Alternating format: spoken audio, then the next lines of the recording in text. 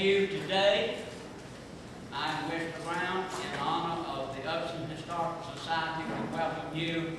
It is great to be in a free country. Let's give an applause.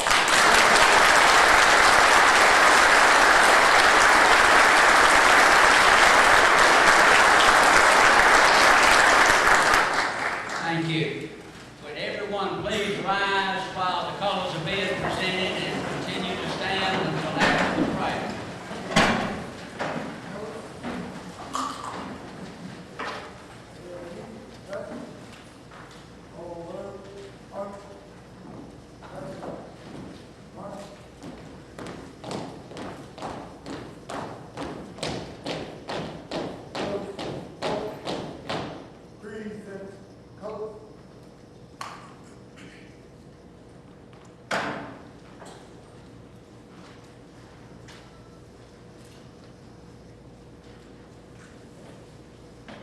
I'd like to introduce Keith Johnson to sing the national anthem.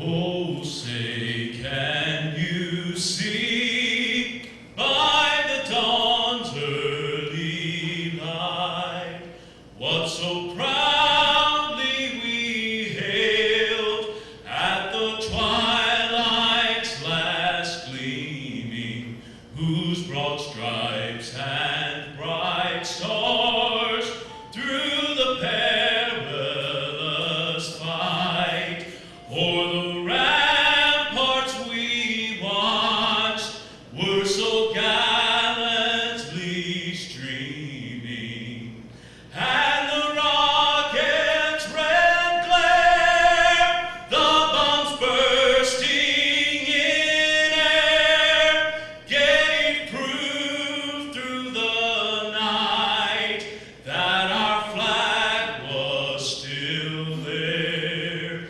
Oh, say does that star-spangled banner yet wave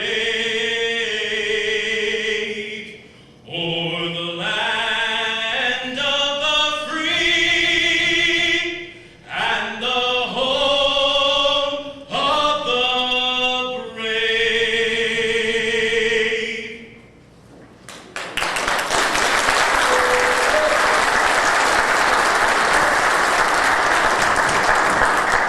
Now, Dr. Clappin will have our prayer.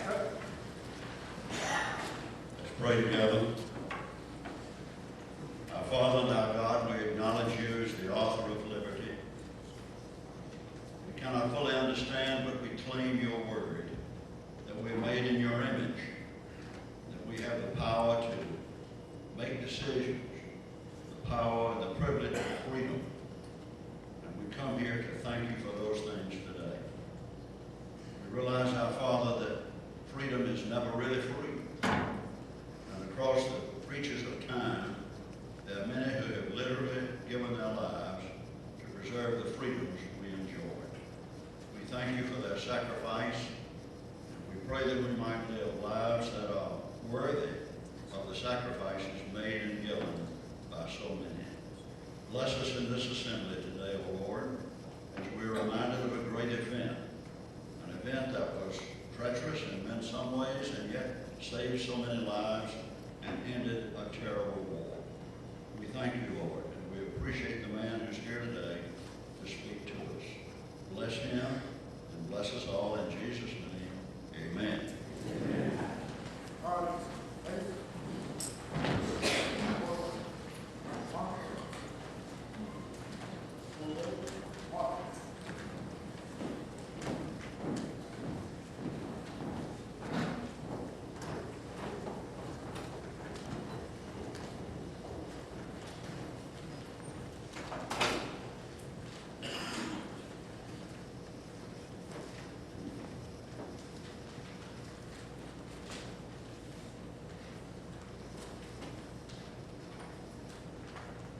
May be seated. It is wonderful to see old glory again. Now, I want to present to you our program chairman, the man that made all this happen. I could stand here for 5 minutes and tell you nice things about him, but you would love to hear him I'm a guest speaker. I present to you the Vice President of the Upson Historical Society, Gay herself.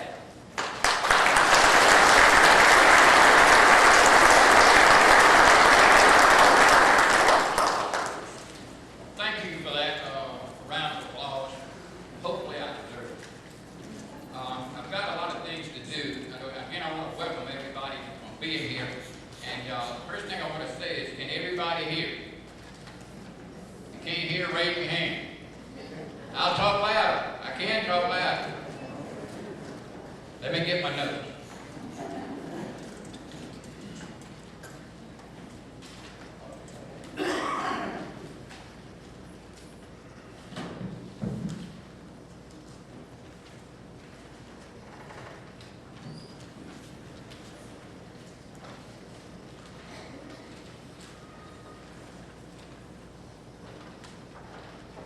I think I heard something there in the background.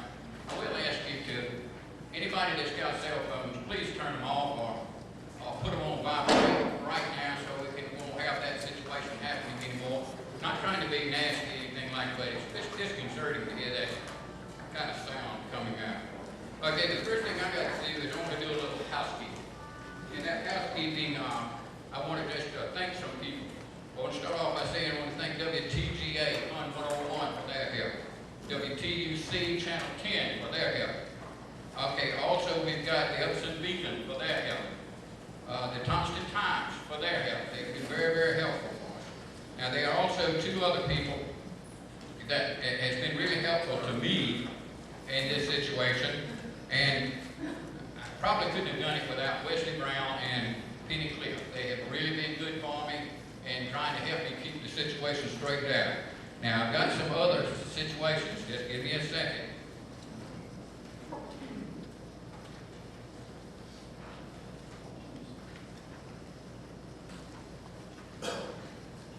Okay. The other people in my housekeeping that I need to thank, obviously, is Mr. Chris Pettis, who is the city president of the Colony Bank. He and his bank paid for our luncheon that we had earlier for the World War II veterans. I also want to thank the city of Thomaston for their help. I want to thank Mr. Billy Johnson. He's the commander of the Veteran of the Foreign Wars, Post 664. I also want to thank Mr. Lewis Jones, who is the commander of Pete Thurston American Legion, Post 81. And another person that has absolutely been fantastic, and that's Ms. Carmen Ellaby, with two items. She's the executive director of the Thomaston-Upson Arts Council. She was very, very instrumental in me getting some of these situations done. She made the lanyards that are hanging around the World War II veterans' necks. So she was very instrumental. Plus the fact too, they waived their fee for me to let me have this auditorium today, which was a wonderful thing. Okay, I think I've taken care of that part. There was one thing here that I guess I wanted to say. It's kind of fun, probably shouldn't say, but I don't know whether y'all noticed, but I've got on a belt and suspenders. I got kind of nervous, excited, apprehensive. I want to be sure they lose my pants off.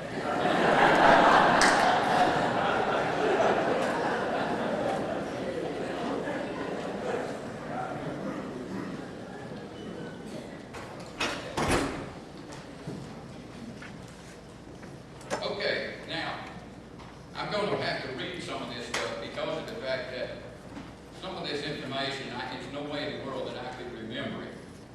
This is about Mr. Ben Kirk. He's a wonderful guy. I haven't known him except just for a short period of time. Today was the first time I ever saw him. We've talked on the phone some. But this is some information about Mr. Kirk that I have gleaned along the way.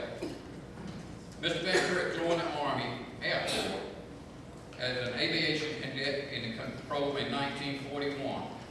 On 1 April 1942, he received both his commission and navigator wings and transferred to the 97th Bomb Group, the first operational B-17 Flying Fortress unit in England. The crew of the Red Gremlin, as it was called, also included pilot Paul Tibbets and Tom Farraby. Tom Farraby was the bombardier. Van Kirk would then later fly with these men on the Hiroshima mission. Now, speaking of Mr. Mr. Tom Farraby. He's no longer with us, but his wife is with us today, sitting down right in the middle down here, and so we'd like to recognize Ms. Farraby.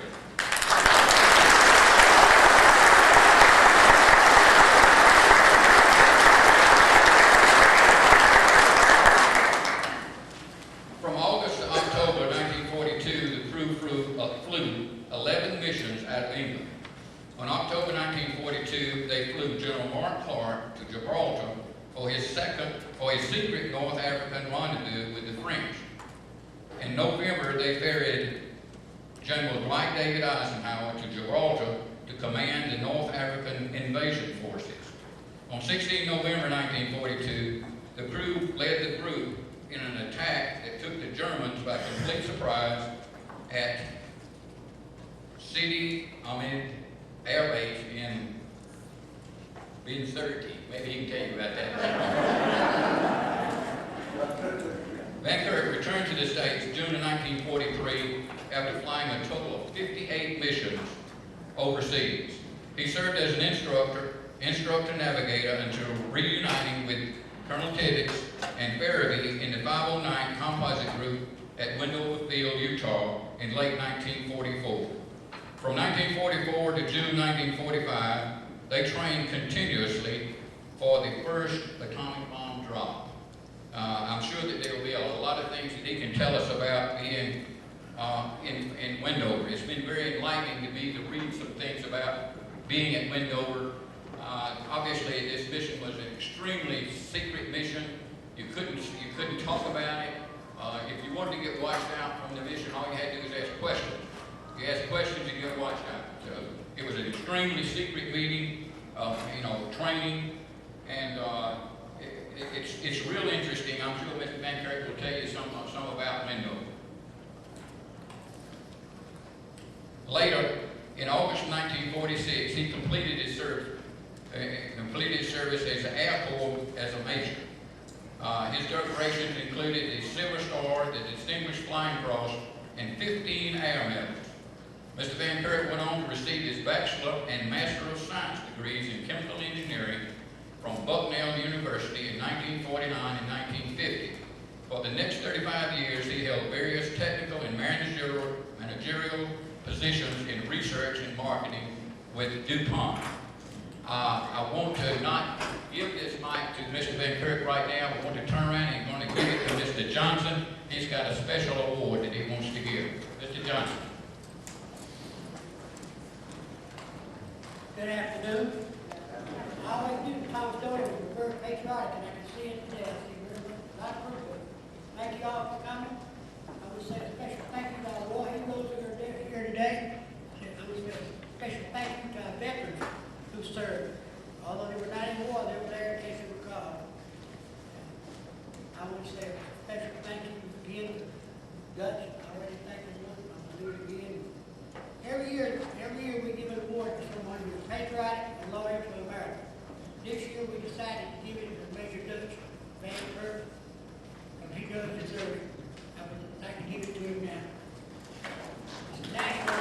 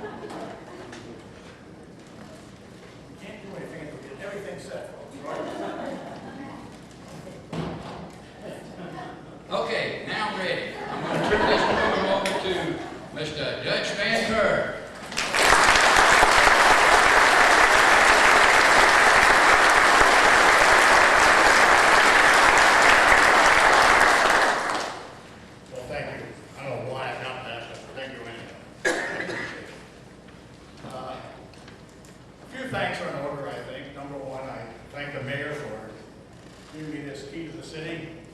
And I'm sorry, but he said that the key to the vault didn't go with it. I was looking for the key to the vault. Thank you for the BFW for this award.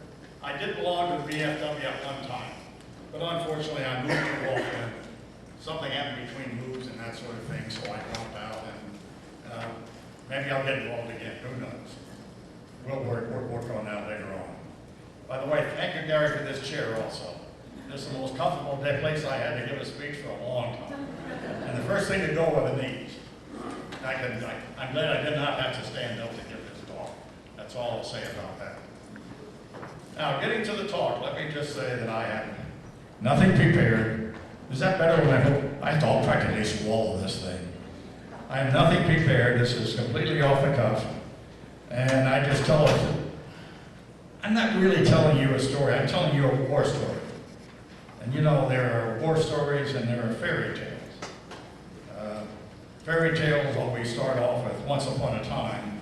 War stories always start off with no BS, fellas, this is the way it really was. And that sort of thing. Oh, and the other thing, I forgot a group I wanted to thank also. And they were the veterans we had lunch with over there. I really appreciate you all coming out. Enjoyed the lunch with talking. I enjoyed talking to you. Talked to several people who flew the same routes I did, flying out of North Africa and Italy.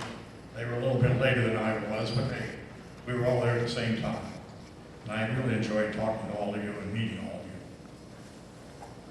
Now, moving right along, as I told you, I didn't have anything prepared.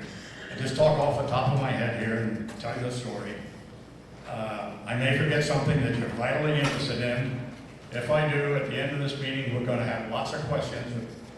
I'll stay here and answer a question as long as you ask them, and they're worthwhile. I'll believe that sort of thing. There are no indiscreet questions, only indiscreet answers. So you can ask anything you want, you will not embarrass me. I'll tell you that right now. Most of the questions I usually get, how did you get mixed up in this atomic bomb thing? Well, I'll tell you a little story. I flew with a fellow named Paul Tibbetts and Tom Ferry over in England and Africa. When I got out of flying school, went to navigation and went to the 97th Bomb Group. I first met Paul Tibbetts, and he was Captain Paul Tibbetts at that time, and he was my commanding officer of the 340th Squadron. And we started then flying missions over Europe together, and out of England and Africa, and then down to Africa. Paul Tibbetts called me when he formed the 509th Group, and said, he said, I want you for my group navigator. He says, we'll mean going overseas again, and all that, he says, but he says, we're going to do something that, if it works, we're either going to end or significantly shorten the war. So I thought about it a little while, and I says, yeah, I heard that before, and all that sort of stuff. And so to the day he died, which was just about 2 years ago now, Paul Tibbetts and I used to always argue about whether or not I volunteered for this job. Because he says, well, when I called you, you said yes, you would join us. And he said, that's volunteering. I says, yeah, Paul, but when finally got my orders to the Silver Plate Project, I noticed that they were dated 2 days before your telephone. So much for volunteering. That's how I got into that anyhow. Well, I'm going to start out here over in England and Africa, and I had a picture I should have brought along. Oh, I have a picture on the car of the Enola Gay, too. I forgot to bring that in. You all know what airplanes look like. These are the old-fashioned kind that had these propellers out in front and everything like that. We were not fast like they are today. Right now, you go up to the airfield and they say, we're going to go up to New York, we're flying up to altitude of 40,000 feet, it's going to take an hour and half an hour and a half or something like that type. We were slow, and we couldn't get to 40,000. I wish we could have got to 40,000 feet. We got that airplane as high as we could go, and that was about 33,000. That was as high as we could get. But anyhow, that's right, getting out of the story. We were in B-17s over there in North Africa. I always remember our first mission, we were flying B-17E models. They did not have the guns firing out the front. The Germans had a lot of fun with us. They get out in front, fly right straight at us, rolling while they came in, and then break down. And all I can say about that, Tom and Ferry and I were usually in the first airplane. And so we had the record. We're in the Guinness Book of World Records, as we're the navigator bombardier that shot the most ammunition at enemy airplanes without hitting a damn thing. we come back, we'd be up to our ankles and empty shot shells and everything, and we hadn't hit a thing. Our gunners used to load our machine gun belts for us, and they'd load every other one a tracer. They said, if you're not going to hit anything, you may as well scare them to death. They said, so anyhow, that was our missions over there, and then we got a call to go down to North Africa and take Mark Clark down. Now, we took Mark Clark down, we all took another thing down, doesn't come out, not usually published. We took along $3 million in gold to pay off the French, so that they would not resist the invasion when we invaded North Africa. And I always remember that gold, I passed all through my hands. And I asked that one guy, I says, what is that stuff that's so heavy? He says, oh, it's ammunition. And I said, yeah, it was ammunition, all right. It was gold to pay off the French. No, the French haven't changed a bit. So,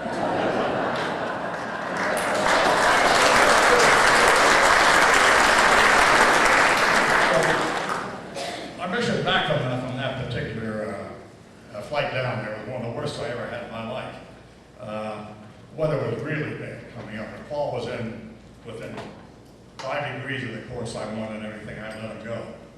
And we got up through England.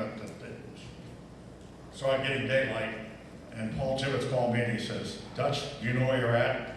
I said, no. And he says, do you think you know where you're at? I says, yeah, I think I know where I'm at. I said, give me a few minutes, I'll find it. And this sort of thing. Mark Clark was standing right behind him, and Mark Clark was saying, they're not the Channel Islands, are they? They're not the Channel Islands. He says, you know, they're controlled by the Germans. Don't get close to them. So after Paul talked to me, he turned around and said to Mark Clark, he said, well, we'll go down and circle those islands. If they're the Germans, they'll start shooting at us. So that's how we found ourselves there. A few weeks later, we got another call. This time we took 6 of our airplanes and we went down to a little town called Herne down in the south part of England. And then we were sequestered down there. We couldn't go in town, we couldn't do anything except just sit there and wait for something to happen. I thought it was kind of strange. We all had our pictures taken. We all had to take our insignia off. We all had to look like civilians. We all had our pictures taken. I says, what are they taking these pictures for? They said, they're for your passports. I says, I don't need a passport. They said, if you do, you do if you're down in Spain. So I says, fine, give me my picture quickly. I'll take that along with me in case I need it. So then we took Mark Eisenhower down to we took him down to Gibraltar to command the invasion. And after we got down to Gibraltar, I'll never forget this. We went up, they invited us up to a meeting up in Iraq up one night. And they said, now about midnight tonight, go up to a certain place in Iraq and look out over the Straits of Gibraltar. And so we went up there and looked at it, nice moonlight night. And here comes this big invasion fleet steaming through the Straits. I'll tell you, if that didn't stir your blood, nothing did. That really let you know what the war was all about. All these guys going in there to invade Algiers, steaming through there on a nice moonlight night. Nobody shooting at them or anything at that time. So the next day, now they've gone over, they invaded Algiers, and the next day, someone called, they called us and said, well, you've got to take Mark Clark over to Algiers to command the ground invasion over in North Africa. So they gave us our 14 Spitfires to give us an escort over there. That was about the range of the Spitfire. When they got there, they were going to have to land someplace. And we didn't even know whether the airfield was captured or not yet. That was the bad part about that. So anyhow, as we're flying over there, we're above the clouds a little bit. I can hear all these RAF guys there always saying, where's this yank taking us? We can't see anything. Where are we going to land? All that sort of stuff. So I get on board and says, all you RAF guys that are bitching about me, that's a bad word, but I'll say it anyway. All these RAF guys that are complaining about me, drop down through the clouds, fly 12 miles ahead. You'll see an airfield there. That's the field you're supposed to land on. I hope it's captured. So, anyhow, that was our introduction to North Africa. Now, we had taken 6 groups down there. I'm going to tell you a few things about that flight. Number one of the planes had been caught on fire out there over the Bay of Biscay and went in the drink. And we lost a very good general that day. General Duncan was on that airplane and was one of the guys lost. Another one of the 6 airplanes, we flew down there, we flew out of England. The weather that morning was horrendously bad. You couldn't even see the wingtips of the airplane. And they were standing there walking back and forth, waiting to take off. I think Paul was waiting for Eisenhower to make the decision. Eisenhower was waiting for Paul to make the decision. Nobody was making the decision. So finally, Paul goes up to Eisenhower and he said, "Sir," he says, "this weather is so bad, I don't know whether we're going to get off or not." And Eisenhower looked at him and said, "Young man, I don't know whether you can take off in this weather or not, but I got a war to fight and I got to get there." So Paul says, "Get in the plane, we're going." The only time I've ever taken off on a compass head, we did get over 400 feet all the way down there to Gibraltar. I had never navigated 400 feet. I didn't know what to do. I guess it was just, I am a living example that it pays to be lucky rather than good. But I remember talking to a British Navy captain sometime before, and he told me how to read whitecaps. Whitecaps come from the perpendicular to the wind, and if they're a certain size, well, they look so and so, another certain size. That's what I use to navigate down to Gibraltar. So then, as I told you about being down to Gibraltar, I told you about seeing the flight come in, I told you about going over to Algiers. Now we get over to Algiers and we have 5 of our B-17s there. So we think, we ought to be good, we'll do some good. This is a war we're in, we ought to be able to bomb something and do something. So we went to the RAF group captain in command of that area around Algiers and said, if we had bombs and we had gas and stuff, we could do some good, go up and bomb something. So he says, "Oh yeah, that would be great, go up and bomb Bizerte." He says, "They're bringing all the material in through Bizerte." Paul says, "We have no gas and we have no bombs." So the guy gave us a truck to haul. We had to go down to the docks, load our own bombs, bring them out to the field, put them into the airplane, go down and get our gas, pack 2 5-gallon cans in a cardboard package, haul that out to the field. And have you ever refueled a B-17 out of 5-gallon cans? It's a lot of 5-gallon cans. So we took all the morning and a day and a half to do that, and we finished at about 11 o'clock, and Paul says, "Well, we're going to go and bomb Bizerte now." He says, "All you guys just take off and follow me. When I do something, you do the same thing."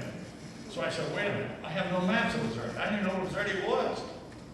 So I went back down to, he said, "Well, go get one." Just like, you pick them and appear by magic. I went back down to the group captain and I says, "Sir, I have no maps. I don't know how to find Bizerte." I says, "Can you help me out? Can you give me some maps?" He says, "Oh yes, we can help all that." He sends his aide out to get me a map. He comes back with a Standard Oil road map. That's what I used to navigate the first mission. The war in North Africa was not well organized, believe me. Well, we went on then for the missions over there. Gary said I flew 58 missions over there total. Tom Farabee flew 64. He didn't know when to quit at all, for heaven's sakes. Tibbetts came back after about 25 and this sort of thing.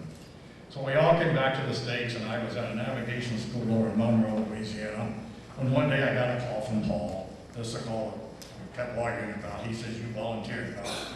He told me, he says, "We're forming this new group, going to do something special. We're either going to end or significantly shorten the war.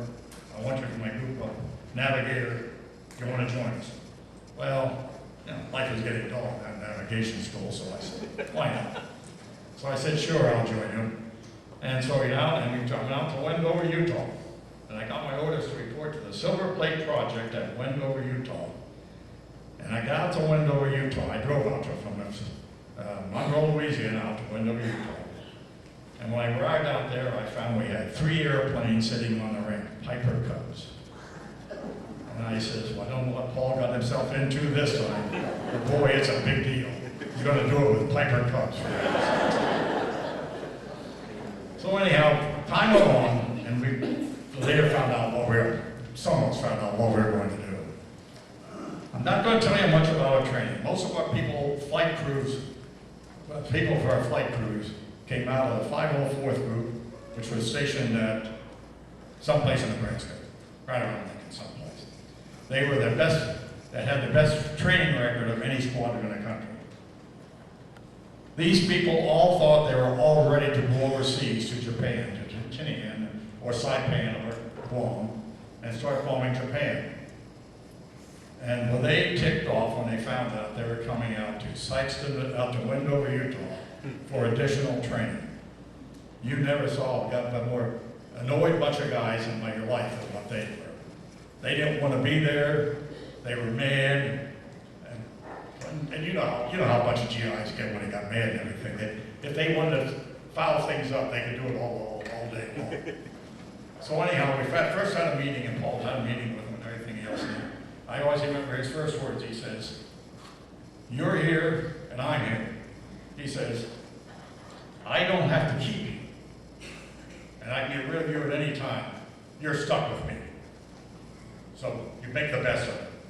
And then they gave them all leave and told them to go home. And then he put all of our security men on tracing them and everything at that time, checking out who they were talking to, what they were saying, and all that sort of stuff.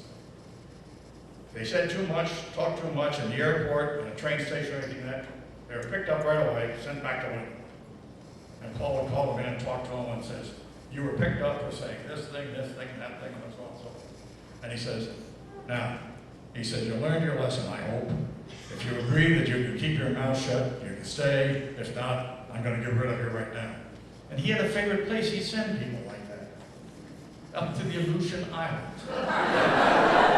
He said you could go up there and talk all you wanted to. And there wasn't anybody who could listen to it. You had to talk to them. They wouldn't even hear you, for heaven's sakes.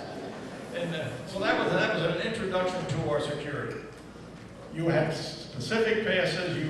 Certain color pass got you to a specific place on the base. If you didn't have that color pass, you couldn't get it. And I'm not going to tell you much about our training, except that everything we did was trained to get away from the bomb. We had a meeting with the scientists, I think it was like January of 1945. And we started this meeting, I always can remember. We sat there, and one of the scientists sat there, and he says to us, he said, "We think the airplane will be okay if you're 11 miles away when the bomb explodes." And I remember looking at the guy and saying, I says, "What do you mean you think?" I says, "This is my life you're playing with." He says, "We don't know." He says, "Some people say you have to be 50 miles away, in which case you guys are there." He says, "Some people are saying 11 miles. Some people are saying 2 miles. We don't really know." He says, "That's just about our best estimate. You have to be 11 miles away." So afterwards, that 11 miles became our goal, what we were striving after, anything else. We could not get 11 miles away in the regular B-29. It wouldn't get up high enough. It wouldn't go fast enough. So right away we said, well, we're going to have to strip down this B-29. So we started taking our B-29s out there at Wendover, taking all the turrets out of them, taking all the guns out except the tail guns, getting rid of all the weight we could, and then patching up the holes ourselves. Now, you all recall that the B-29 was the first pressurized plane. Didn't take us long to find out what happened in a pressurized plane if you didn't put enough rivets over there and the patching took off and this sort of thing. One night out of San Francisco, one of those patches let go. We almost lost the crew out of the airplane and everything of that type. So we decided that wasn't any good enough. We had 15 built to our specifications. Remind me to tell you a story about that in a little bit here and everything at that time. But anyhow, we tried to strip down airplanes.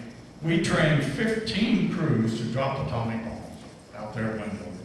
15 crews, 15 special airplanes and everything else by the time we went over to Tinian. Now, all of our training was nothing special. It's just flying in high altitude, doing everything that we thought we were going to have to do when we dropped the atomic bomb. In other words, simulating what we were going to have to do when we dropped the bomb.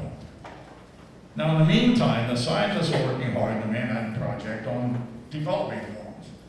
And they come up with various sizes and shapes and everything of what they thought the atomic bomb might look like if they ever got it working. And then we would take those shapes up and drop them and see how they felt. Did they fall accurately? Could they drop them cleanly and everything of that time? I'm not going to say much about the scientists, but I always remember they sent one to us. And it's almost as long as, a little longer than the mirror of that wall, about as big around as a telephone pole. We couldn't even get it inside of the B-29. We had it hanging on the outside. And we took it up and dropped it. And fortunately, it fell end over end and tumbled all over the place. We said, that's not going to work for us. They said, that's quite obvious. So, but anyhow, that was our training out there. We trained and everything else. Just to do, and everything was always at high altitude, always get away from the bomb. And we developed, we asked the scientists to calculate what was the fastest way to get away from the bomb. They said make a 150-degree turn, put the nose down, lose altitude, to build up speed, shove the throttles off forward, and run like a devil. So that's what we practiced all the time and everything at that time. And I can always remember Paul Tibbets training our pilots to how to make that turn. He says, make the turn so tight your tail starts to stall, and he says, and then you have it tight enough.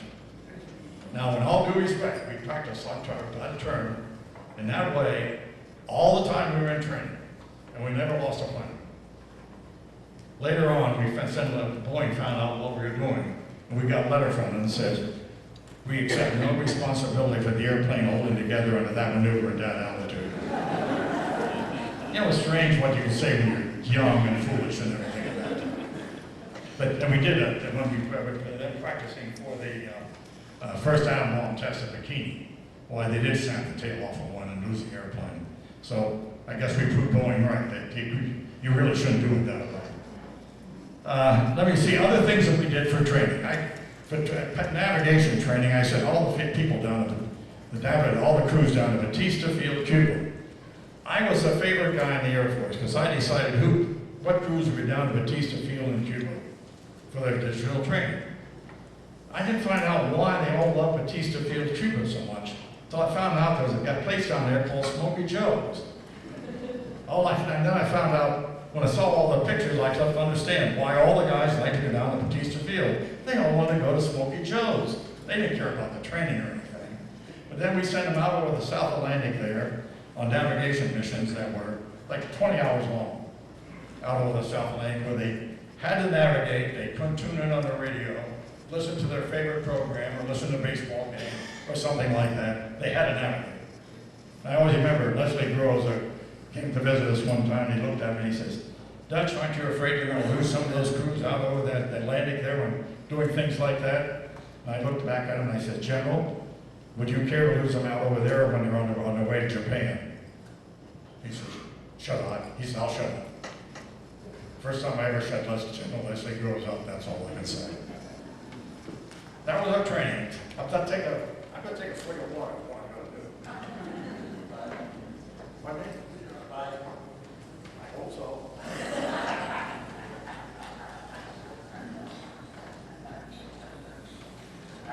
You have to ask Eric.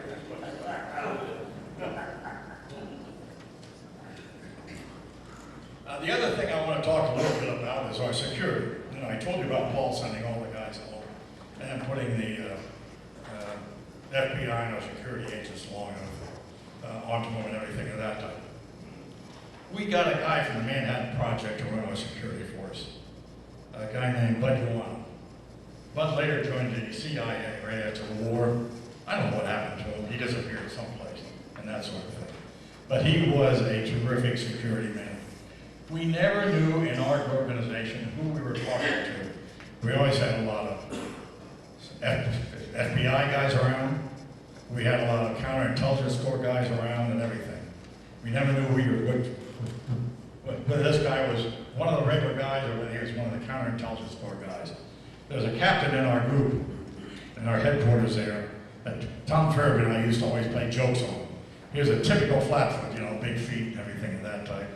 And so we were always playing jokes on him and everything. We found out after the war he was really a colonel in counterintelligence. and outranked us both by a wide margin. A few other things about security. Every telephone line into and out of Wendover, Utah was tapped. You could not have a private conversation on the telephone out there if you wanted to. It was very embarrassing at times, because a lot of times we'd find out information from the telephone tap when a guy had been talking to his wife, and she might tell him, well, she'd say, oh, I'm pregnant, we're going to have another baby. And then you see the guy on the base a little bit later. It was a little bit difficult not to talk up to him and say, oh, congratulations, I understand you. Because we weren't supposed to know it yet, and that sort of thing. But every telephone line into and out of was tapped. All of our planes were classified and secret. The reason was you could look at our airplanes and you know that we were going to do something different. The big giveaway was, you're looking on Long Bay, there's no big rack up there for bombs or anything of that type. There's just one hook up there for one bomb. And you know we're going to do something different. Now,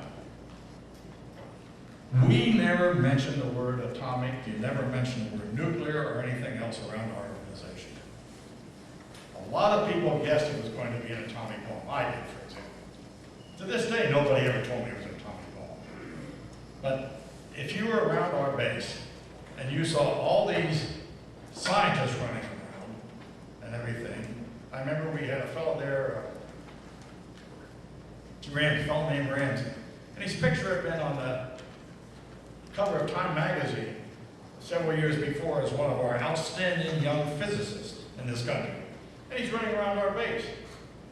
And while these people are running around, they're also telling you you're going to drop a bomb that's going to essentially destroy an entire city and everything of that type. Now, if you put two and two together and you didn't know it was an atomic bomb, you were pretty doggone stupid, that's all I can say. But if you really were really stupid, you talked about it.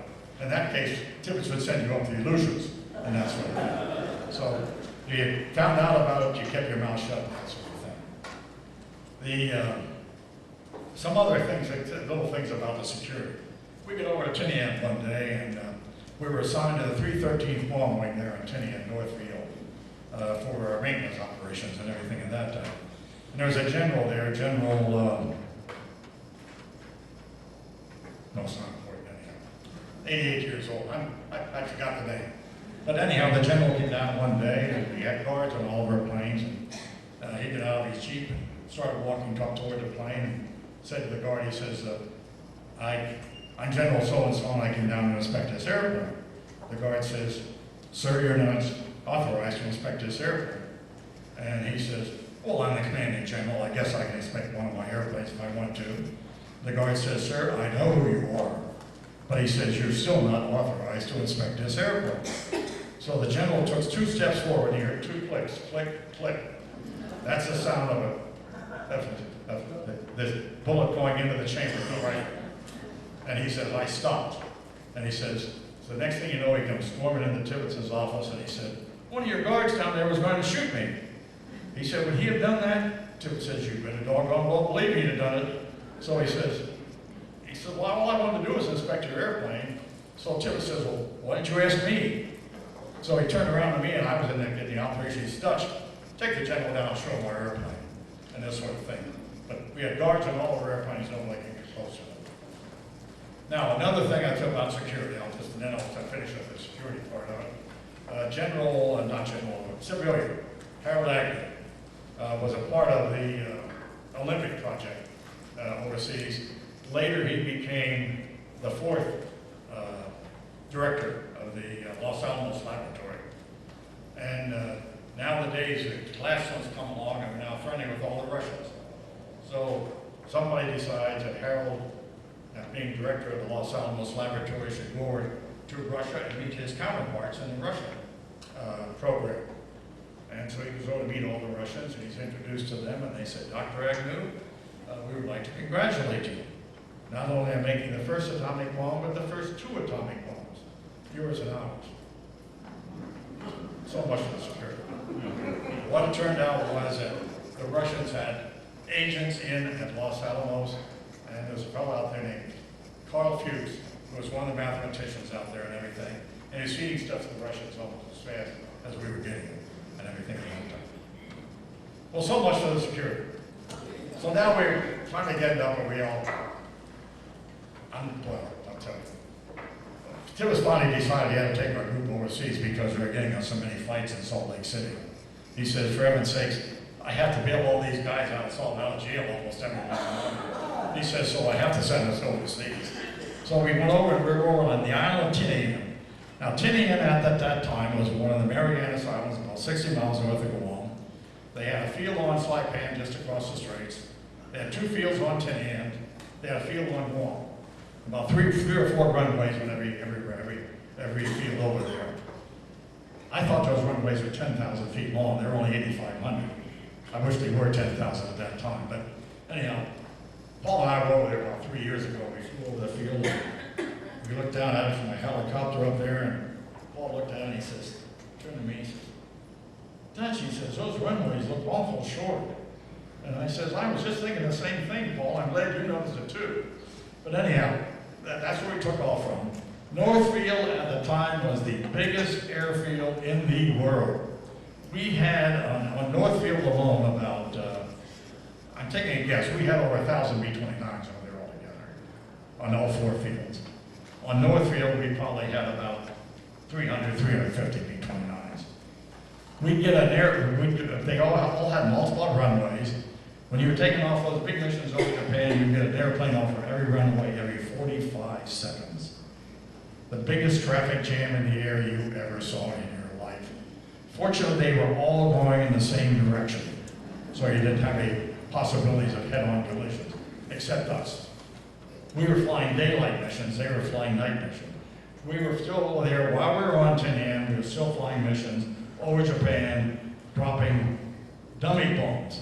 Bombs that were the same size, weight, and shape as the atomic bomb, except loaded with just regular high explosives. And we send them up to Japan, our crews up over Japan, one at a time, to go in and drop the bomb under condition that were as near as possible as what we thought we'd see when we dropped the atomic bomb. These guys were all coming back from Japan in the morning while the other some were going up, and our biggest problem was all dodging all those guys and everything at that time. Well, then it comes all of a sudden comes July 16th. And that's when everything started. That's when they had the explosion in New Mexico of one of the bombs to see whether it worked. And lo and behold, it worked, so now we had a bomb to drop. Real quickly, I'm going to say we had 2 different types of bombs. Our crew on Hiroshima dropped the only uranium-235 bomb ever dropped. We used all of the uranium-235 ever made at Oak Ridge, Tennessee, in that one bomb. That is the reason why the Japanese also had a program to make their atomic bomb. Their program, our scientists knew their scientists. They're sending messages back and forth by writing on the bomb, for heaven's sake. And based on their program, they were working with U-235. They thought, well, they didn't know how hard it was to get. They thought they only had one. That's the reason why we had to drop the second bomb, was to convince the Japanese that we had more than one bomb and that we could make bombs out of uranium instead of U-235, so that we could drop more if we had to. That was a convincer to the Japanese. But anyhow, as I said, we used all the U-235 ever dropped in one bomb. The simplest bomb we can make, nothing but a small cannon within a bomb.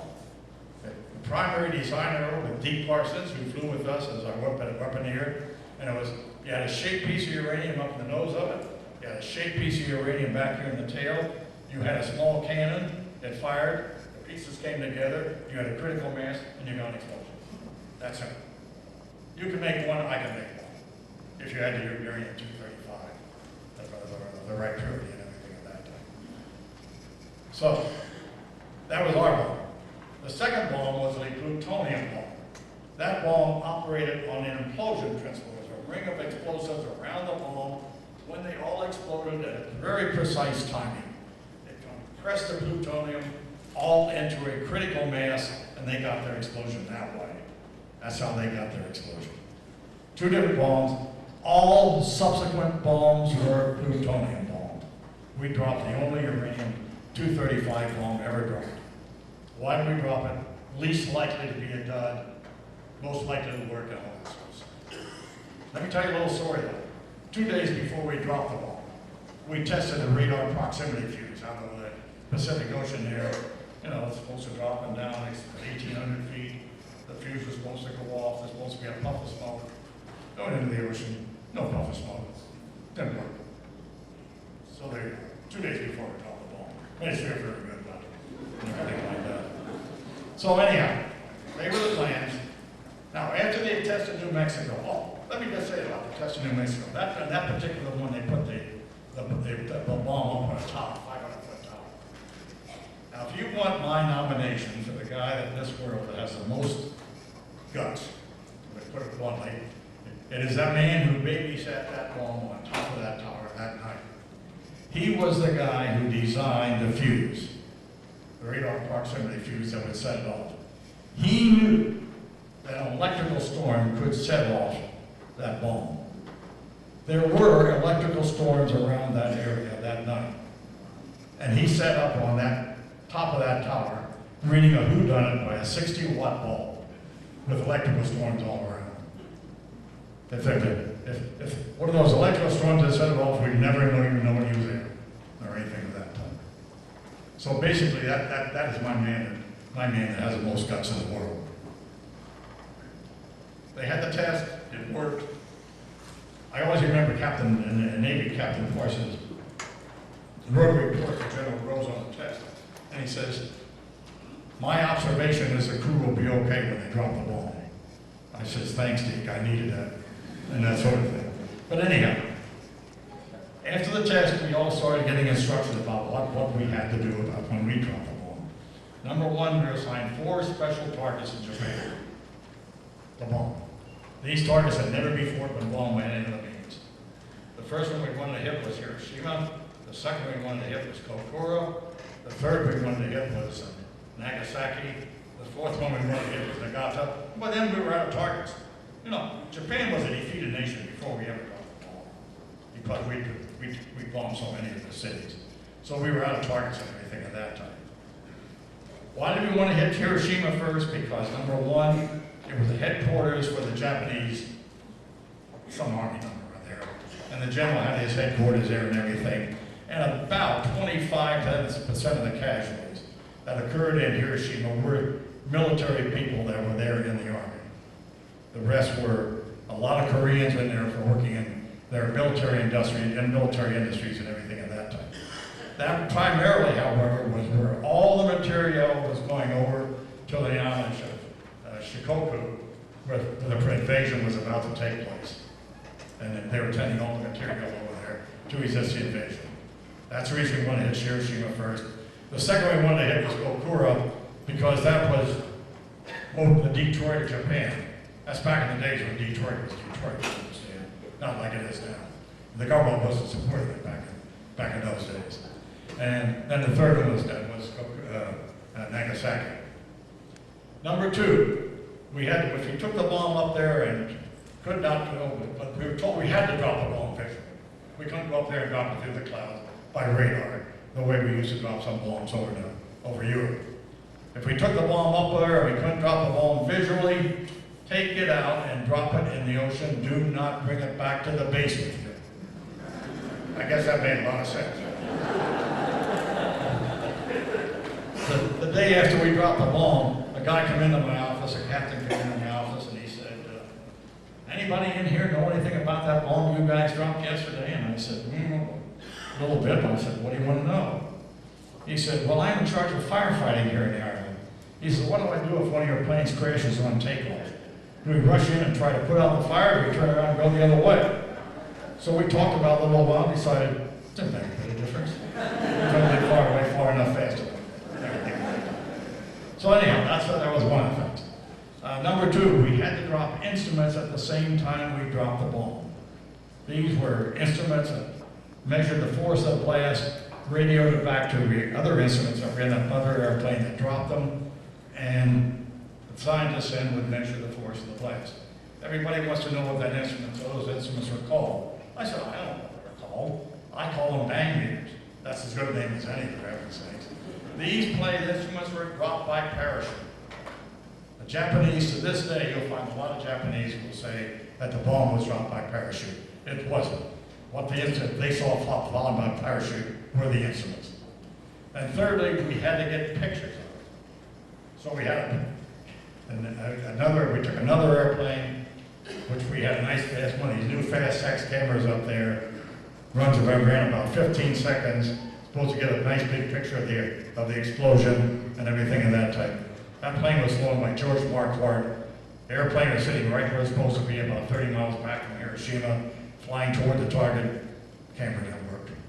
Didn't get a wrong picture or anything like that. The best picture we got of it was taken by George Marquardt's navigator with a handheld Brownie cameras. I call it Brownie, maybe it's a little bit better than that. But anyhow, we didn't get any photos of the explosion or anything like that. They were the planes.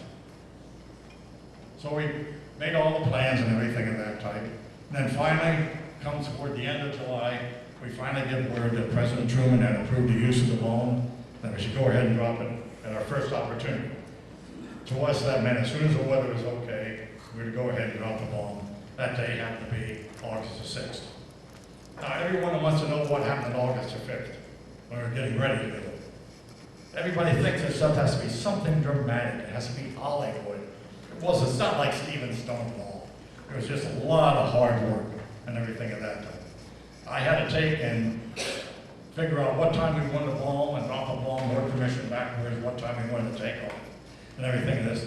To this day, there are a lot of people in the city of Hiroshima will say, you dropped the bomb at 8:15 in the morning. That's Hiroshima time. That's, Hiroshima time. A 9:15 hour Tinian time. I'll get those two mixed up the rest of my talk, so I'll just keep that in mind. So anyhow, you dropped it at 8:15 in the morning, so you're catching those people out in the street. And my answer to that is, we dropped the bomb at 8:15 in the morning because we had to get back to the field, and we had no lights on the field. So, you find all kind of reasons for doing things according to the Japanese, but these are very simple. You had no lights in the field, you had to get back before dark. That particular day, I always recall it, we got a briefing. They called us and we went over for a briefing at about 10 o'clock in the morning. And they told us who was going, what we were going to do, and everything and that, what the target was, usual things in a briefing. And then they told us to go get some sleep, and we'll call you about 10 o'clock tonight for a final briefing. How they expected to tell you were going out and drop the first atomic bomb, and then to go get some sleep is something I will never figure out. I know I didn't sleep. I know Tom Fairby didn't sleep. I know Paul Tibbets didn't sleep. How do I know that? Because we were in the same poker game. And I don't even know who won that day. So then about 10 o'clock they call us to go over for the final briefing. And so we go over and get the final winds aloft, the meteorological data and everything of that type. Then we went for a big breakfast. I do remember when we had for breakfast that morning. Paul Tibbets loved pineapple fritters. He was a major, he was a colonel. I was only a captain at the time. I had pineapple fritters for breakfast. So much for the rank, and that's what it is. And then we all get on the plane, they all get on the plane and down to the field. We get down to the field, this was our first surprise. We get down to the airplane is all lit up by keg lights. If there's any Japanese that's still on the island, there were. And they were in communication with the homeland of Japan. They was something special is coming, guys. There's a lot going on down here. There was my plane was all lit up. There was a lot of people going around interviewing, taking a lot of pictures and everything of that type. When I first saw it, I said, gee, that looks like a Hollywood premiere. Dick Nelson, who comes from something, he was our radio operator, by the way. He was a buck private at the time, 19 years old, our radio operator. And he says, he came from Southern California. Dick looked at it and says, looks like a supermarket. What I want to emphasize about this is, this was all being done by the Manhattan Project. There was not a media person on the entire island of Tinian. The closest the media got to us was down on Guam, and we did not meet the media until 2 days after our mission that we dropped the bomb, and then they flew us down to Guam to meet the media down there. Okay, that was our final thing. So we finally got rid of all the photographers and everything of that type. Got in the airplane to take off. We stayed at low altitude, about 5,000 feet, until we got up to Iwo Jima. Why? Because Deke Parsons, Navy Captain Deke Parsons, who probably had more to do with making the bomb, our bomb, than anybody else, was going to arm the bomb in flight. And he goes back into the bomb bay with his assistant, Morris Jepson. By the way, Morris Jepson and I are the only two people from either of the crews still living. Morris still lives in Las Vegas, Nevada. But Deke and Morris Jepson went back into the bomb bay. Morris was holding the flashlight while Deke put the black powder charge in that little cannon to fire the cannon and send the missile forward to get the critical mass. And then he comes back out of there and I says, "You guys all done back there?" He says, "Yep, it's all charged, ready to go." Now, the fact we had an atomic bomb back there didn't bother me. The fact that Deke Parsons was back there playing around with black powder, that bothered me, and everything at that time. So anyhow, they had a little console sitting there too, and it had all kind of green lights on it. And I said, "What happens if those green lights go out and the red lights go on?" And Deke looked at me and says, "If that happens," he says, "we're in a hell of a lot of trouble." And that's exactly the way he said it too, and everything else. I said, "Well, I hope those red lights stay out." That's all I'll tell you. So anyhow, we went up to Iwo Jima, made one circle of the island. So Chuck Sweeney was on one wing, George Marquardt was on our other wing. So we take off for Japan. Right now, I want to tell you this was one of the easiest missions I ever flew in my life, because everything went exactly according to plan. When things go exactly according to plan, everything looks easy. We gained our altitude as we were climbing up there at a little over 33,000 feet. I could see the coastline of Japan from a good 50 to 100 miles away. I'd say maybe 70 miles away. I could see the city of Hiroshima from a good 50 miles away. The weather was perfectly clear and everything of that type. So we went into a small town east of the city of Hiroshima and turned on our bomb run, because we wanted to bomb on a westerly heading. Tom was a perfectionist. He says, "We're going to bomb up there to bomb. We're going to bomb into the wind so I can get as good an aiming point as I can." We had gotten wind address on the way up there and everything like that. So we sat on a long bomb run. You guys who flew over Europe and everything, you're used to going in and sitting on a bomb run maybe a minute. You know, if we'd sat on a bomb run of 5, 6, 7 minutes, the Germans would have blown us out of the sky. But the Japs had no opposition whatsoever. We sat in that bomb run a long time. Tom's sitting there, he's turning around, we're having a conversation while he's on the bomb run. Tibbet says, he says, "You know, it's going right down the track, I can't do a thing." Finally, the bomb left the airplane.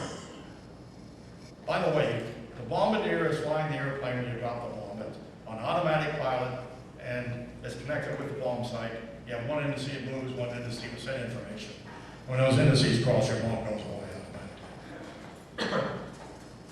When the bomb left the airplane, the plane surged 9,400 pounds and left the airplane all of a sudden.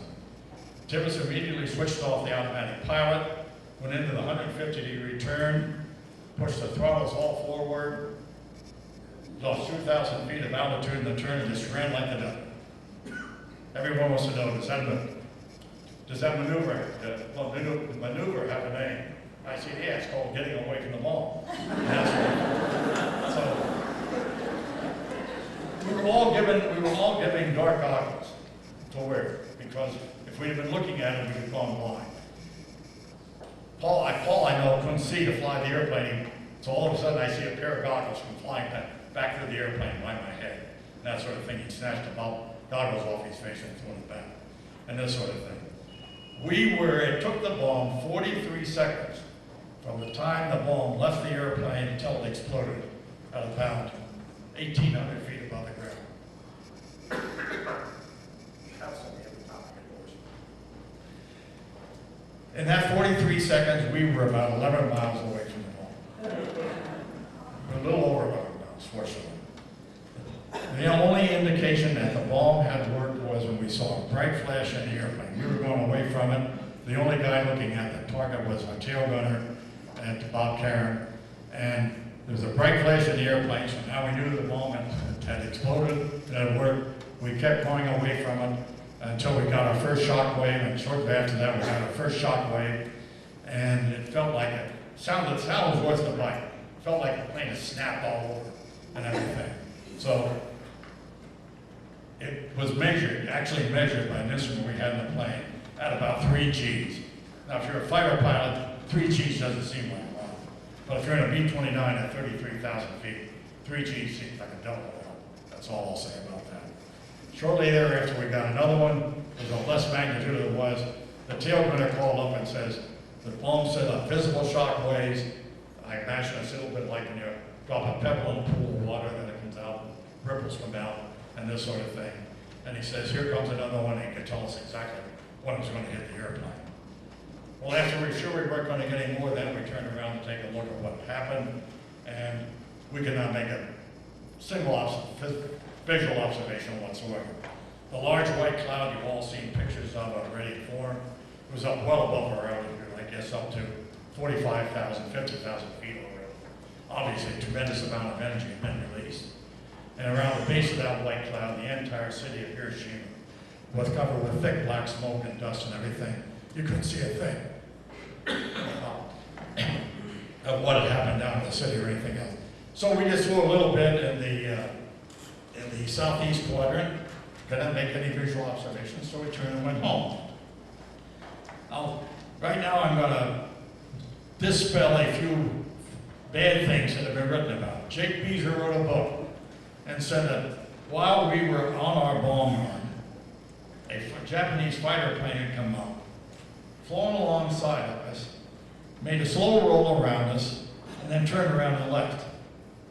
Well, I'm not sure what Jake was smoking that day. Because he was seeing fighter planes and I didn't see it. Nobody else saw it. And he's sitting in the back of the airplane where all I had was a little 4-inch round window to look out of anyhow. So anyhow, he saw fighter planes. Maybe it's his imagination, I don't know. There were no enemy opposition whatsoever. That sort of thing.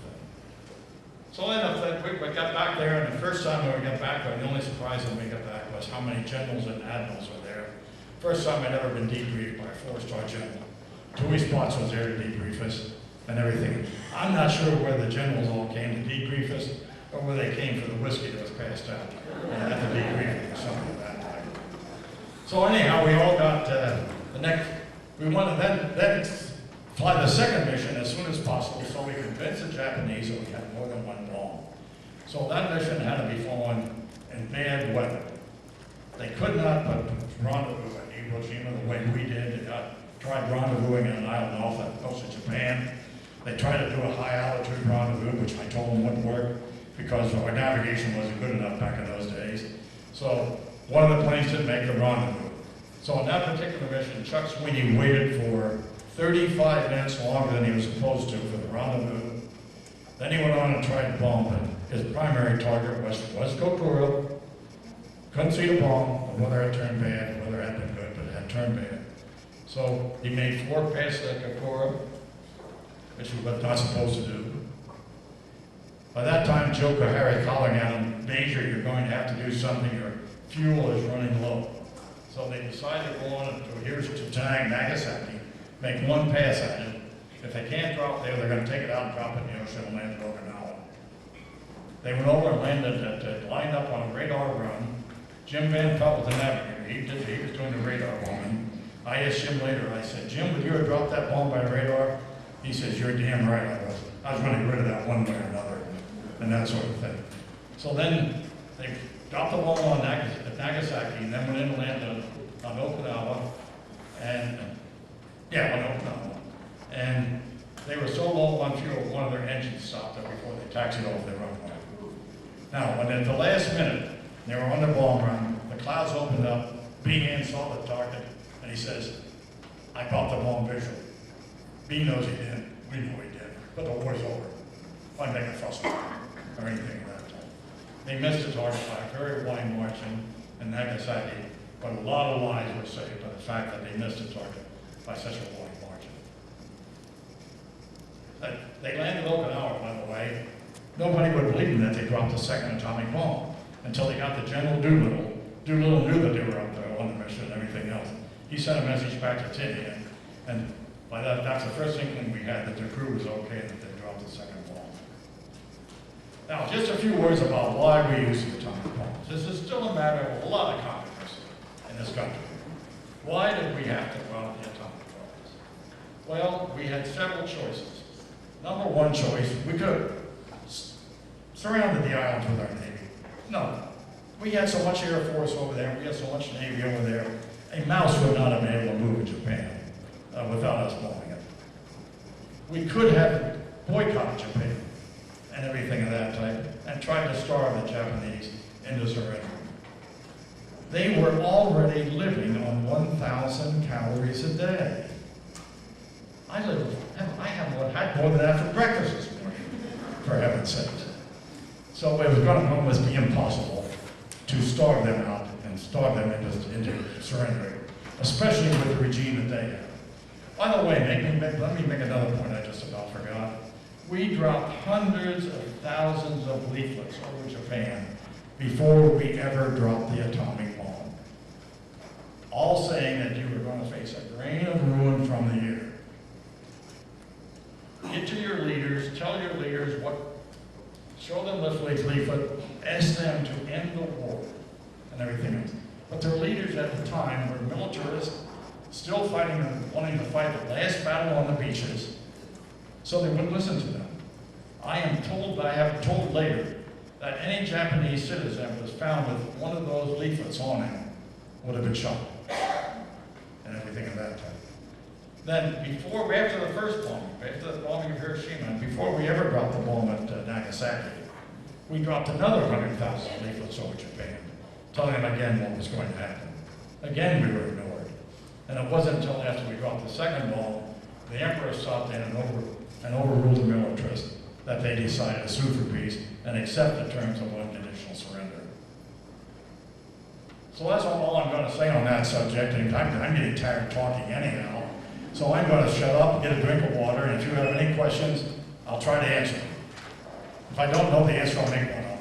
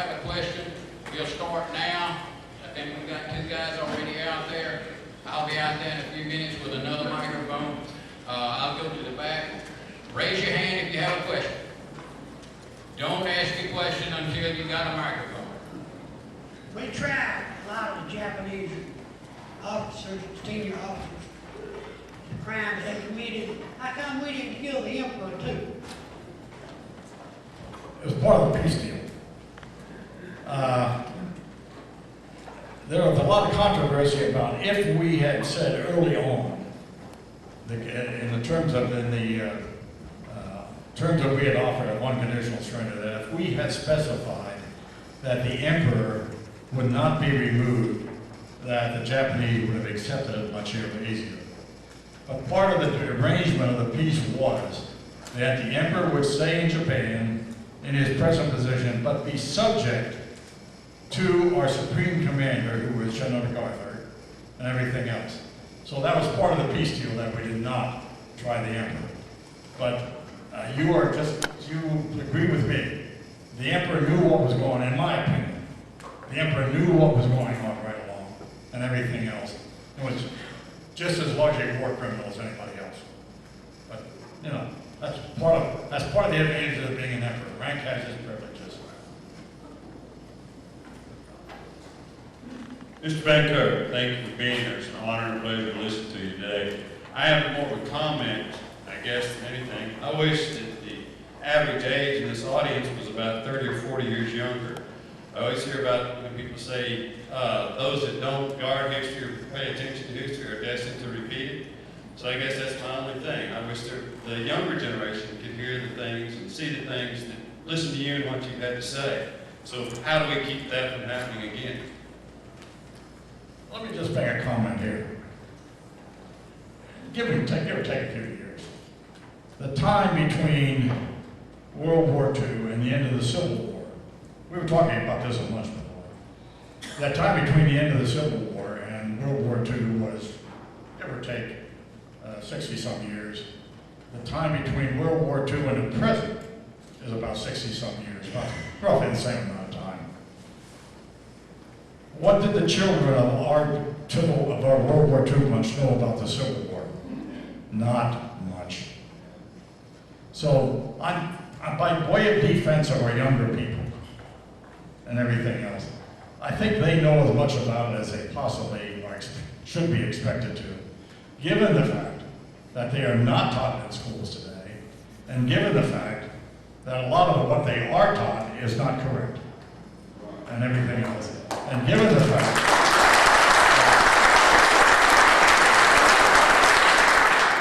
and also given the fact that their teachers of the day are the sons of the hippies of the 1960s. So now you know why they don't know more about it.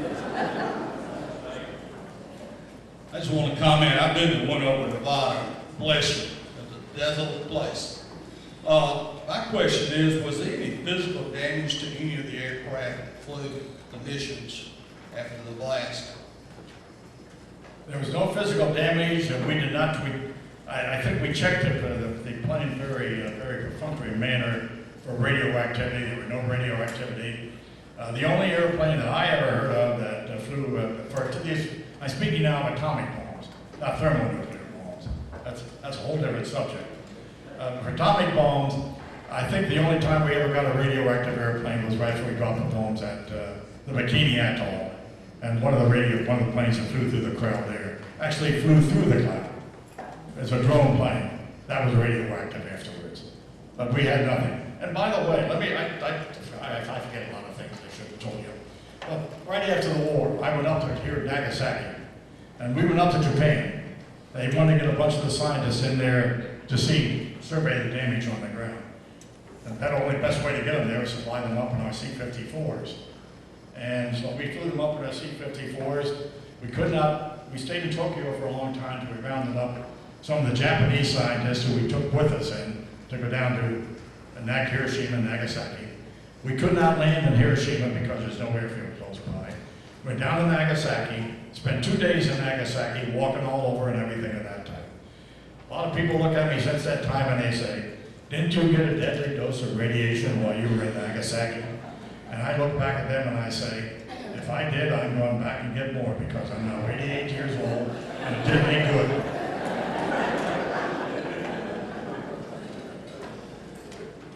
Yes, sir. One thing I wanted to, 2 quick questions. One is, did I hear correctly that you said that during the war that American scientists were actually still communicating with Japanese scientists? They were still in communication, but they were probably needling each other more than anything else. The scientists who made our atomic, there's a lot of things I didn't tell you. Think about this, the scientists who made our bomb, a lot of them were Europeans. If Hitler had kept all of his scientists home and had policies where he had kept them in Europe, he'd have had the atomic bomb, not us. Think about it. Enrico Fermi, they made the first sustaining pile up in Chicago. Niels Bohr, the outstanding physicist from Dave Denmark.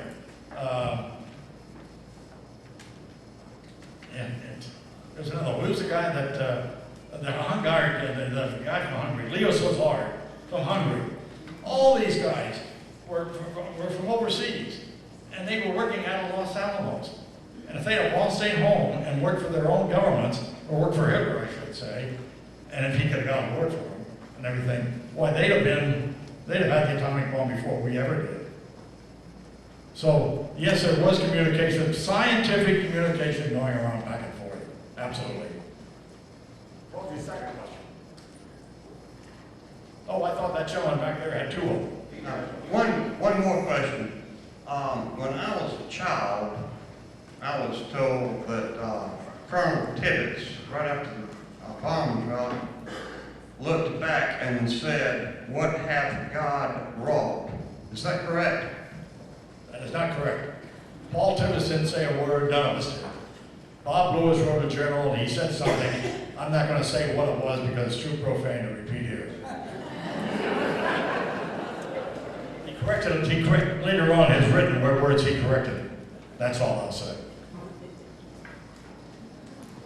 What altitude did you actually drop the bomb? We were at 30,600 feet when we dropped the bomb. That's as high as we can get that B-29. We had to get as much altitude as we could in order to get distance away from it and get away from the bomb. Altitude was our best savior there and everything of that type. So that's, and so you hear a lot of things. Chuck Sweeney says in his book, for example, that Jim Hopkins was at 45,000 feet when he flew his airplane. Jim Hopkins couldn't have got that airplane at 45,000 feet. Until we got the jet engine, all of our airplanes were underpowered, and we couldn't get them high enough or anything at that time. Okay, I have a question. Back at Wendover, were the families allowed to come to Wendover? Families were allowed to come to Wendover, but some of our, I'm not sure whether the book is publishes it or not, but to some of the most interesting reading today is written by the families of people who are out there. Wendover was not a good place to live. You heated your little huts by coal stoves. If you had children, you washed their diapers by hand. You hung them in front of your coal stove to dry during the wintertime. They wouldn't dry in the wintertime. So some of the stories written by the women are the most interesting stories out there. One fellow, Marcella Taylor, writes a story about she had a washing machine given to her, but she couldn't even use it because there was no water in the place or anything of that type. And she writes a very amusing story about the coal dust covered diapers and everything of that type. So these were some of the hardest ships out there. I was married while I was out there, but my wife had to live in a dormitory. And I lived Tom Kirby and I had a room down at BOQ. My wife had to live up in the dormitory, so we couldn't live together. It was not a pleasant place to live. But we survived. Surely we have some other questions out there.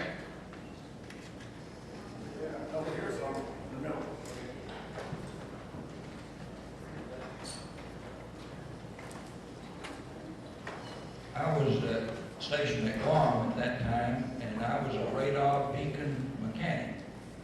And the radar beacon was helpful for navigation, and I just wondered if you ever had any use, any circumstances where you used that. Absolutely. I used to always say, if you got lost between Iwo Jima and Japan, you were the lousiest navigator in the world. Because, you know, these volcanic islands, they're uninhabited, but they suck up all the way along the other. It's like a path leading right up Japan and everything at that time. And once you got to Iwo Jima, you were home free. You picked up those islands on radar, and you just followed right. Absolutely. Thank you very much. Over here, Darren. Oh, that's the last one. Okay. Did I understand you correctly? It took 43 seconds for the bomb to drop from the plane to explosion. That is correct. From the time the bomb left the airplane until the explosion was 43 seconds. In which case we were doing nothing but running away. I don't understand that. By the way, the bomb at the Bikini First Atom bomb test was horrendously missed bomb. We were test bombing for airs here and everything. Tom Farabee, our bombardier, had an average air of 430 feet. The bombardier that dropped the bomb missed the target by half a mile. That's all I'll say about that. My question is a personal question. My best friend's father was a Russian scientist that defected to the United States. Sparkasity. Was he involved in any of that? You know, I can't answer your question. I don't know.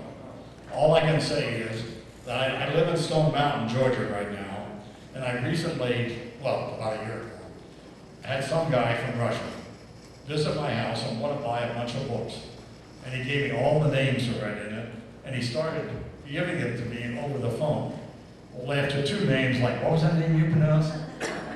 Pertaski. Well, that was easy compared to most of them I wrote. These were all, you know, Russian names that every name in a vowel to them, every letter in a vowel, I should say. And I finally told him, I says, stop right there. I can't take these down over the phone. You're gonna have to send me an email to do it. And he wanted 30-some books, all with names like that. It took almost a page to write their name. But your friend, I don't know whether, I can't tell you whether he was there or not. I don't know.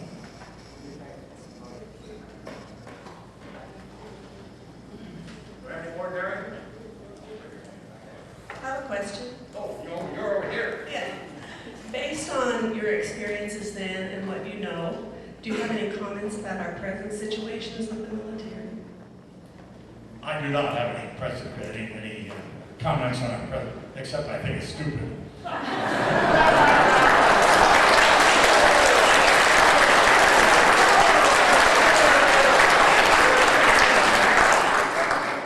And let me go on further and make a few comments. I am one of the people that I hope I never see another atomic bomb explode. One of my biggest fears today is that these terrorists are going to get a hold of a bomb. No, they're not hard to make. They're quite easy to make, as a matter of fact. If you get the right purity of U-235 or the right purity of plutonium. And that stuff is floating around all over the world.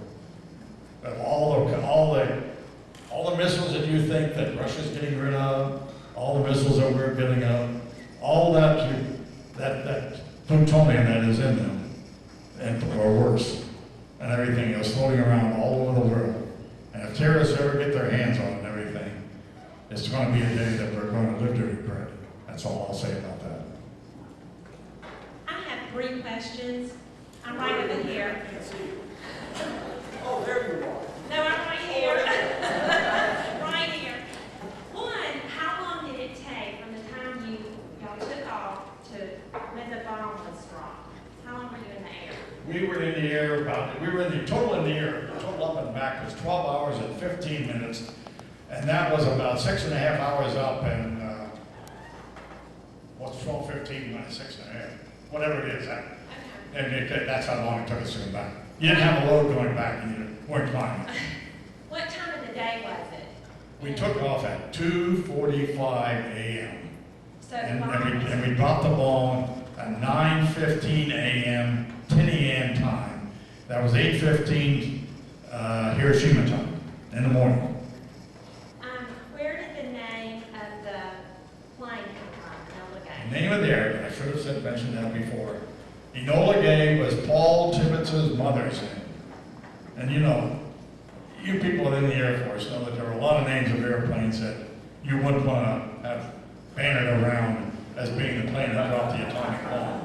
I hear from the laughter that all of you are familiar with that and this sort of thing. And so Paul talked to Tom and I, and he said, you know, we need a dignified name for this airplane. And he says, do you mind if we name it after my mother? And Tom and I were very much in favor of it.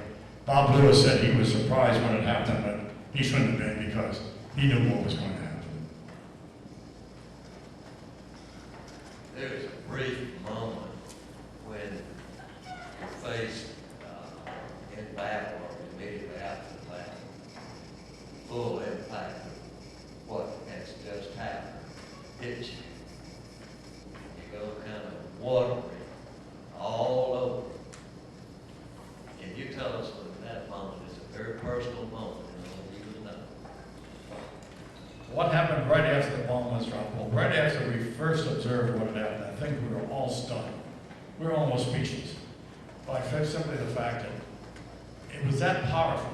You know, they told us what was going to happen. But they say this is going to have the power of 10,000 tons of TNT. Well, how do you measure that? I never even saw 1 ton of TNT explode, let alone 10,000 tons, and this sort of thing. So the first reaction in the airplane came from our co-pilot, Bob Lewis. Now, I'm not going to tell you what he said, because he cleaned it up when he wrote it down, and this sort of thing. So all the rest of us, I think, were stunned by it and everything. And it wasn't until turned around and could see the large white cloud, see what had happened on the ground and everything else. That conversation all started and everything else. And I think our first comment was, this war is over. We were, you know, we didn't see how the Japanese could stand up to force like that, and for any length of time whatsoever. We were all very surprised that we hadn't heard, we didn't hear before the second bomb was dropped, that the Japanese had accepted the terms of unconditional surrender. Because as I said, you know, how do people stand up to this? But they did. So that was the thing, and then after that, I, as navigator, I get busy again. I had to get us home. So we all got, and other people did their own thing. I think Tom took a nap. He was a great sleeper and everything at that time. So basically, it was all quiet on the airplane. Where is Enola Gay station at now? I can't hear you. Where is the airplane at now? What museum is it in? Enola Gay. Where is it now? Yes, where is it Oh, now? right now the airplane, oh, here it is. I was looking back there. The airplane is now in the Smithsonian Institution in Washington, D.C. It's a centerpiece of the new museum out at Dulles Field. The Smithsonian took a lot of flack back in '95 for the first exhibit they tried to put on, and rightfully so. But keep in mind, they were under very severe constraints trying to put an exhibit downtown, and they didn't have enough room to put much in there. They now have built a big new museum out of Dulles Field for all the big airplanes that they never had room for downtown in Washington. It is a beautiful museum. If any of you ever go to Washington, D.C., go to see it. The admission is free. They'll charge you $12 a part, but the admission is free. That sort of thing. And you can go in there and walk around anytime at all. But you can spend days in that museum. I'll give you a few comments about what I did one time I was in there. We did a NBC Nightly News with Brian Williams and everything like that. And we did it from in the museum. And I never knew before that Brian Williams was an airplane nut. But he almost went crazy in there and everything at that time. And he went to his staff and he said, so we do our nightly news from here. So he did. And he did it right in front of the space shuttle. Looks like the space shuttle's landing right on top of him and everything at that time. But it is a beautiful museum and everybody can be proud of it. And you can also be very proud of the Air and Space Museum also. Now that we get rid of the wackos that were in there in 1995. Let me ask you a question about the, you said you had 46 seconds between the time you dropped the bomb and the time you got 11 miles out. By my calculations, a normal airliner today does 10 miles per minute, and you did 11 miles in 46 seconds. You had a pretty good tailwind, I assume, with this, and you've taken that into your calculations, is that correct? Keep in mind, when we drop the bomb, we're going, yeah, you can't do a thing without your hands. We're going this direction, and the bomb kept going in that direction. So the bomb drops in something like this. So there's that distance there, and then you have the distance that we got from the time we dropped the bomb until we get over here. So you have this distance over here, plus this distance over here, and that's how we got our 11 miles. And then mathematically it works out. I worked it all out one time. I didn't have anything else to do and everything else, so I just sat down and worked it all out. And it works out. If you take from Tom Fairby, I had to get from Tom, you know, how far the bomb went ahead and everything of that type. That the bombardier has to know that in order to drop the bomb accurately. So it works out that we could get 11 miles away. A statistical question. What was the number of casualties in Hiroshima immediately and eventually, as well as the number of casualties in Nagasaki? Okay. That is a subject of a lot of controversy, and I cannot swear to exactly what the casualties were. They were horrendous, I'll say that. My best estimate that comes out is 70,000, a minimum 70,000 casualties in Hiroshima. Minimum. Now, I don't know when the cutoff date was because a lot of people died later on from radiation poisoning and that sort of thing. In Nagasaki, the casualties were about 20 to 30,000. I said that BN missed the target by a wide margin, and that was a good miss because he saved a lot of people in Nagasaki by the fact he missed the aiming point. Now, where the cutoff point is and everything there on the residual casualties from the radiation and everything, I don't know. Let me add another thing while I'm talking here. Our scientists grossly underestimated the number of people who would die from radiation.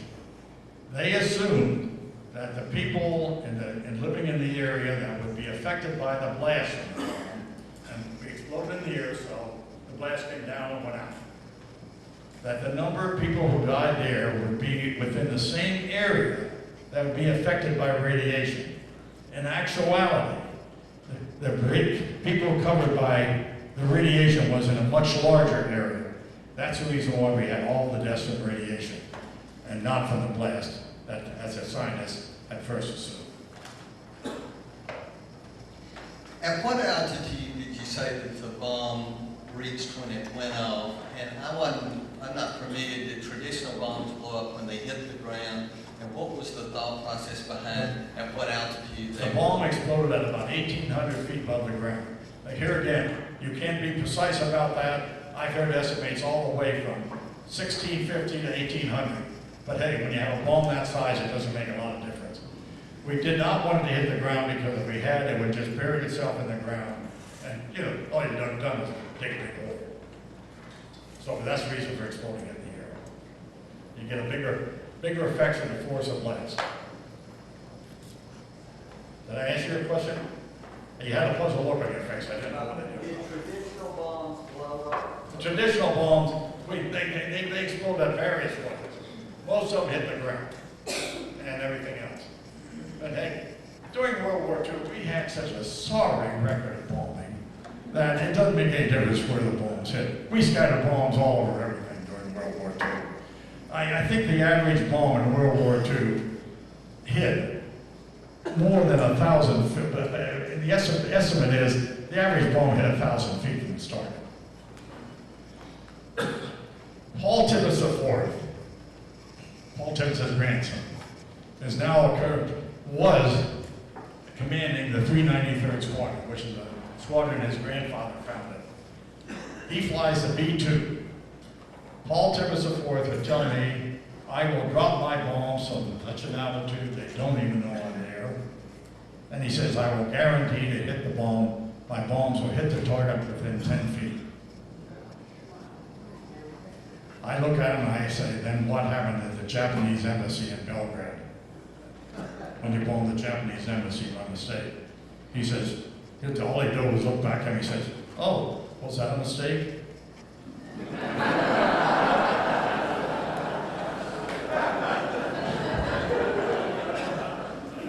Hello. You mentioned that shortly after the bomb was dropped, you were to go meet with the media. What I'm curious about is whether or not you were told that you had to keep everything secret for a certain length of time, and when you were allowed to talk about it, were you bombarded with a lot of bad press? What was the last question? Bombarded by what now? With a lot of bad press, were a lot of people opposed to what you had done? And we were never told to shut up. Of course, the flight crew didn't really know too much about making the bomb. That was the scientists and everything at that time. So we were never told we had to be quiet about it or not talk about it or anything like that. And you know, when I get out of the service and everything, they say, go ahead and talk. We don't care what you say. And they thought I was dumb and stupid, so they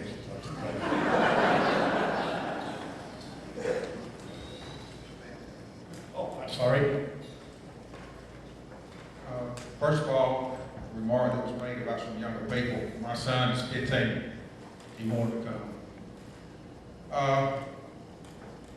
She had the first part of the question. So the second part is, if you had it to do over again, would you do it?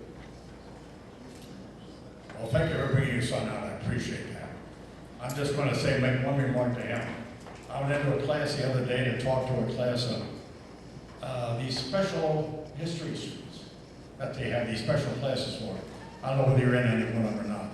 But they asked one of their class, I said, what do you know about World War II? And a few of the boys waved their hand and everything, so I waved at one point, I said, what was World War II? And he says, that's where we and the Germans were fighting the Russians.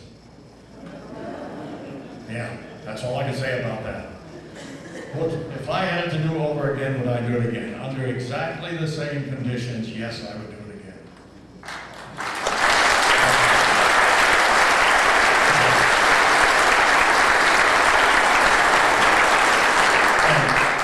And I have met a lot of Air Force people by that time. Paul P. Ford, Paul Tibbets of Ford, flying a B-2. You know, his function was, if there was a war, to go in and drop the bombs, and it was going to be an atomic bomb. No question about that. All of the B-52 guys training to drop bombs, they're expected to fly into Russia, and they think they're going to fly into Russia, drop bombs, and fly out again. They're not. I can tell them that right now, and everything of that type. And I would expect every one of them to do exactly the same thing that they are charged to do. That's what they're getting paid for. Everything like that. I understand that right after Nagasaki, you went in for technical reasons.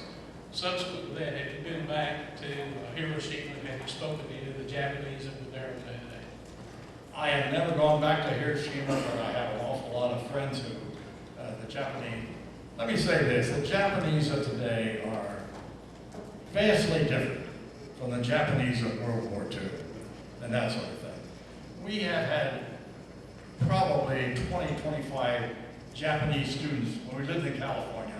They wanted to come over to we lived near the University of California out there, Berkeley. They wanted to come over and visit. They'd come over and spend the summer with us and everything at that time. Lovely people. I have met a lot of nice correspondents. Mary Ann had one recently. He brought his wife and daughter down to meet me. He was a correspondent for a Japanese newspaper in New York, and he just had to leave and go back to Japan. He didn't want to leave. The day before his flight left, he called me and says, Mr. Kirk, he says, I'm on a flight out of New York to Tokyo tomorrow. My wife and I have to go back. He said, I wish I could stay here and everything of that type. But and I've had a lot of people, other people, I've had a lot of people who are presidents of their company say to me, you know, I was a serf. He says, I'd have been a farmer if I'd have stayed in Japan and you had not dropped the bomb. He says, today I'm the president of my company. And he says, if you hadn't dropped the bomb, we wouldn't have done that. So there's a lot of people that understand why we dropped the bomb and everything else. But if you live in the city of Hiroshima or the city of Nagasaki, at the time the bomb was dropped, I can definitely understand why you would not feel safe. You went through a horrible experience.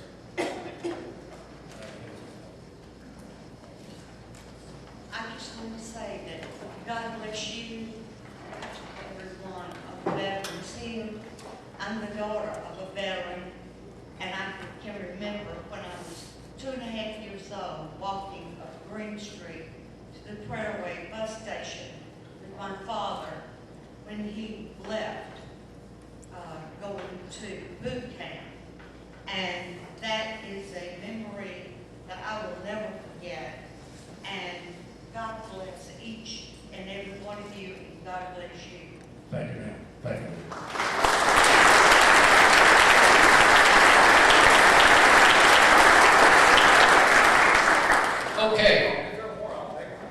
Okay, are there any more questions? Okay, if there's not, I don't see anybody out there, so if there's no more questions, we're going to now conclude this portion of this gathering, if you want to call it that, and turn it into the book signing. Now, all those that want to try to buy a book will try to move over to the west side of this side of the auditorium.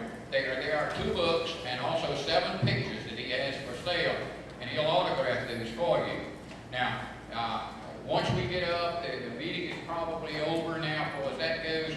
If you will, let people kind of get out, and those over in this area, and we'll try to set up in this side over here to try to get started with the book signing. I appreciate all of you coming. Let's go one more time. One more time for